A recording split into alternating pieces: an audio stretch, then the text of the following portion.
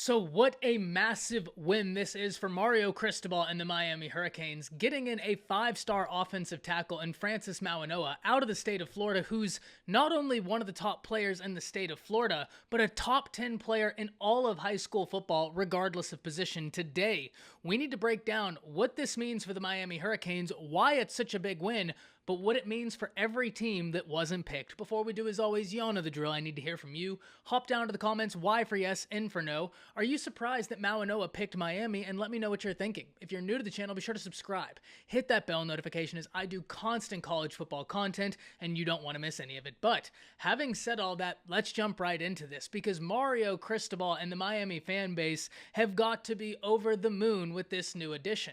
Because Miami is really trending high right now on a lot of recruits' boards. And because of that, we need to keep a watchful eye on what the Hurricanes are going to do next.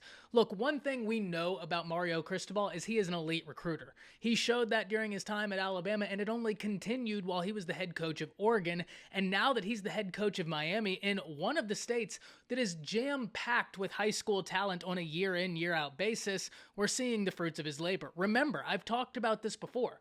Texas and Florida have a disproportionate amount of high school football talent located in that state. Whereas if we look at the top 300 players in the nation, 107 of them come from the state of Texas and the state of Florida combined. 50 from the state of Texas and 57 from the state of Florida. Now all that talent is in Mario Cristobal's backyard, not to mention IMG Academy, which is where he plucked Francis Mauigoa out of. Francis Mauigoa stands 6'5", 330 pounds per 24/7 Sports, and comes in as the number 9 prospect in the nation. And this is a huge win. Look, when you're talking about Mario Cristobal's recruiting class, they already have in Jaden Rashada. There's a lot of pieces in this class they're going to be fighting to retain because those pieces are so good. Every institution in the nation is going to keep calling, as they should. So Miami is going to be a team we have to watch. Are they going to be able to maintain this? But what we do know is that a move such as this, when a class already has a high-ranking quarterback, such as a Jaden Rashada, is sure to have reverberations, and we are going to have to watch what ripple effects this will cause. Because whenever we look across the nation, we see Miami in a lot of these prospects' top lists, whether that be top 6, top 5, or even top 3. And now with the move like this, where Miami has got a very talented tight end in this class, got a very talented tight end last year in Jaleel Skinner.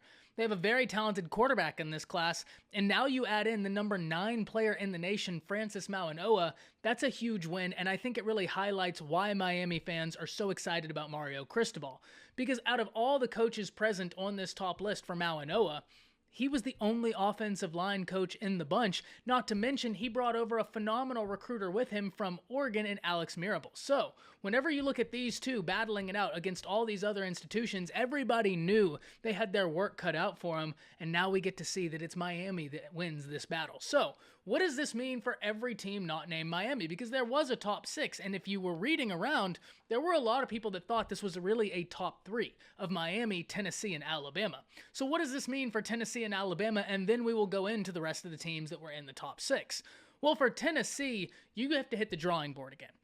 The good news in all of this is the middle of the summer. There's still a lot of time to go, plenty of opportunity in front of you, and Tennessee is recruiting at a really high level right now. So there is some upside for the Tennessee Volunteers, but at the end of the day, you wanted to land this kid. You absolutely would have been ecstatic if you landed him, and it is a miss. It's just you can stomach these misses in the middle of the summer when there's still plenty of time to revisit the drawing board. The same can be said for the Crimson Tide, who did get an offensive line commit earlier today. And for Alabama, they're still in the running for 5-star offensive tackle Samson Okunlola. So even though they would have loved to get in Francis Mauigoa, they're still in the running for a 5-star offensive tackle. They have got some talented offensive linemen in this class, so Alabama gets to revisit the drawing board with plenty of time left on the clock. And even though they would have loved to have won this battle, they still find themselves in a great position for another 5-star prospect at that position. But what does this mean for the other 3 teams that were listed in Hawaii, Florida, and USC? And Hawaii is a team that would have loved to have gotten in Mauigoa, but I didn't think it was a realistic shot, especially when you look at the rate of development that other institutions offer. So I don't think many people are super surprised Hawaii was not the destination. But what about USC? What about Florida? And Florida is in an interesting position right now, because when Billy Napier and them were hired, there was a lot of hype around recruits and what Florida could become. But right now, we're seeing 2 totally different circumstances play out in the state of Florida. Where Miami is capitalizing off of the hype, Florida has been unable to do so thus far, and because of that, now they're going to have to show results on the field. And so this is a win for Miami that really does adversely affect Florida, even though they may not have felt like they were right there about to land Francis Mauigoa. He's still a prospect that played high school football in your backyard for IMG, and these are the battles you have got to start winning if you want to become the Florida Gators of old. And finally, for USC, it looked to be a great visit Mauigoa had to USC, but was it too little too late? That's going to be the interesting question. But at the end of the day, my biggest question for USC is, where are you going to go for offensive line in this class?